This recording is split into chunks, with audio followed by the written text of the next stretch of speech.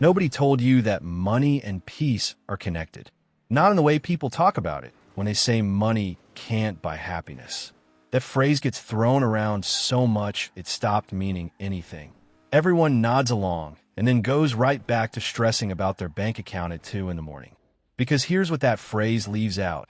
While money can't buy happiness, the absence of it can absolutely destroy your peace. And that's the part nobody wants to sit with, honestly. Peace is not just a feeling. It's not just something you meditate your way into or pray your way into, though both of those things matter. Peace is also a condition.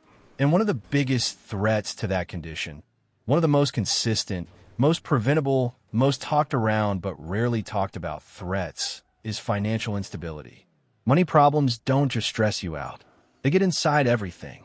They get inside your relationships. They get inside your sleep. They get inside your ability to think clearly and make good decisions.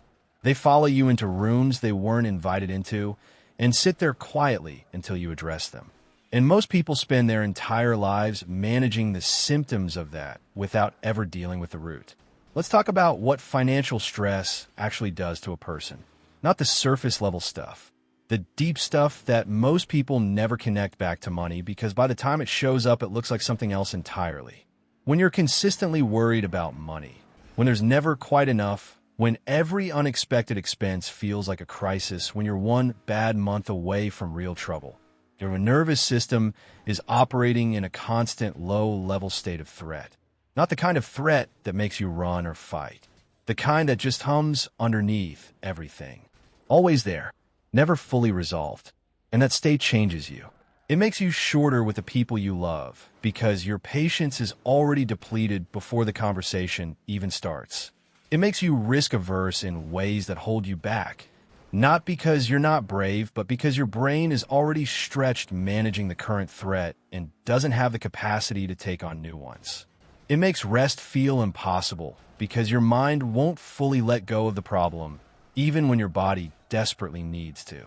It makes you feel behind, not just financially, in life. Like everyone else has something figured out that you don't. Like the ground beneath you is less stable than the ground everyone around you is standing on. That is not a character flaw. That is what financial instability does to a human being. And the fact that most people carry that weight silently, without naming it, without connecting it to the root cause, is one of the quiet tragedies of the way we were raised to think about money. Here's what nobody told us growing up. Money is a tool. And like any tool, the more you understand how it works, the more control you have over it. But most people were never taught how it works. Not really. Not the practical stuff. Not how interest compounds against you when you carry a balance. Not how living above your means quietly steals your future. Not how the difference between spending everything you make and spending slightly less than everything you make consistently over years. That gap is where financial peace actually lives. We were taught what money can buy. We were not taught how money actually behaves. And so most people reach adulthood with full access to money and almost no understanding of how to manage it in a way that builds stability instead of just sustaining chaos. And then they spend decades wondering why it never feels like enough. Wondering why raises don't seem to change how stressed they feel.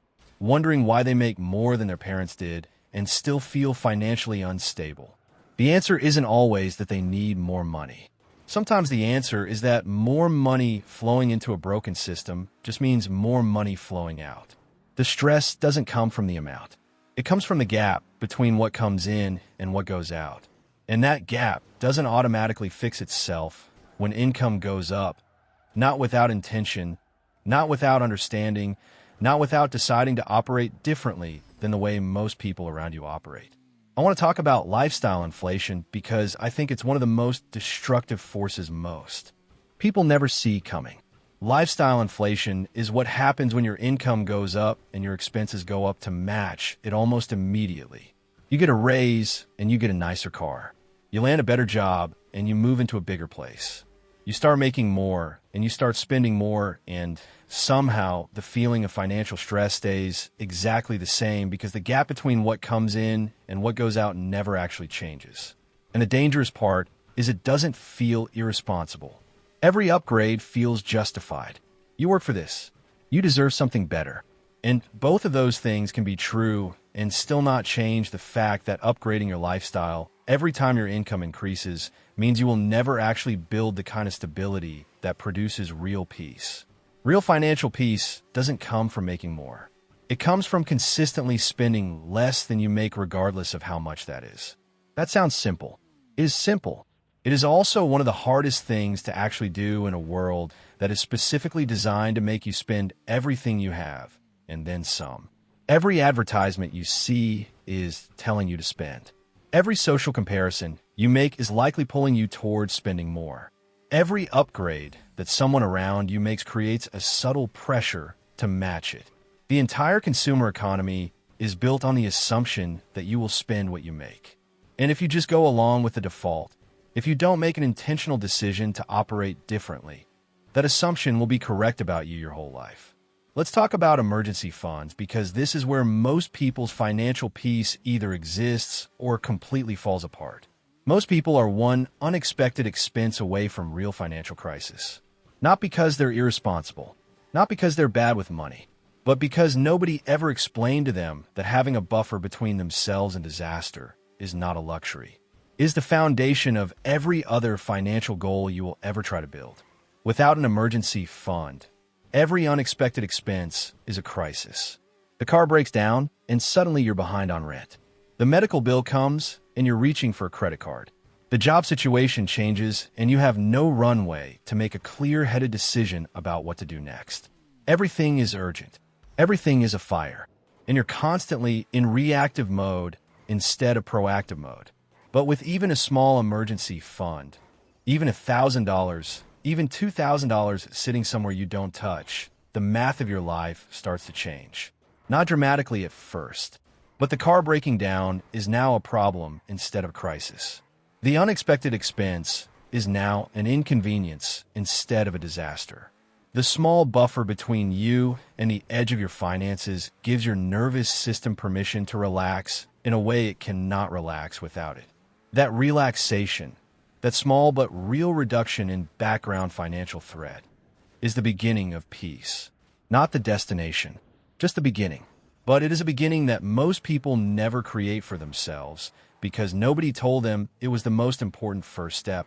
Now I want to talk about something that connects money and peace in a way that most financial advice completely ignores. Your relationship with money is emotional before it is mathematical. Most people don't make purely rational decisions about money. They make emotional ones. They spend when they're stressed because buying something feels like relief. They avoid checking their bank account because looking at the number produces anxiety, and not looking feels safer even though it isn't. They make financial decisions based on how something feels in the moment rather than what it actually produces over time. And none of that makes you bad with money. It makes you human. But it also means that fixing your finances isn't just about learning the math.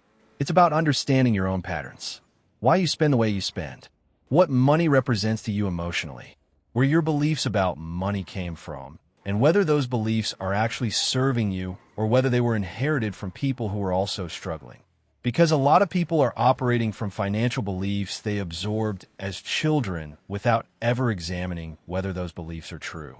Money is hard to hold on to. Rich people are greedy. You work hard your whole life and you still never get ahead. Those aren't facts. They're stories. And if those stories are running in the background of every financial decision you make, they will produce exactly the outcomes they describe regardless of how much you make. So here's what I want to leave you with. The relationship between money and peace is real. Not because money is the most important thing. It isn't. But because financial instability creates a kind of constant low-level suffering that makes everything else harder. It makes being a good parent harder. It makes being a good partner harder. It makes pursuing the things you actually care about harder. It makes being present harder. It makes having the mental and emotional bandwidth to grow harder. Getting your finances in order is not about becoming wealthy. It's about removing one of the biggest sources of preventable suffering from your daily life. It's about giving yourself the kind of stable ground to stand on that makes everything else you're trying to build actually possible. Start smaller than you think you need to. Build the emergency fund first before anything else. Spend less than you make even if the gap is small at first. Stop upgrading your lifestyle every time your income goes up. Learn how money actually behaves instead of just how it feels. None of that is complicated. All of it requires intention in a world that is pulling you in the opposite direction every single day. And here's the thing I want you to hold on to. God doesn't want you in survival mode your whole life. The peace that passes understanding that is talked about in Scripture, that peace is available to you. But peace isn't passive. You participate in creating the conditions for it. And one of those conditions, one of the very practical ones that doesn't get talked about in that context enough, is getting your financial house in order. Not perfect, not wealthy, just stable. Just enough runway that the unexpected doesn't destroy you. Just enough margin that you can breathe. Sit with that.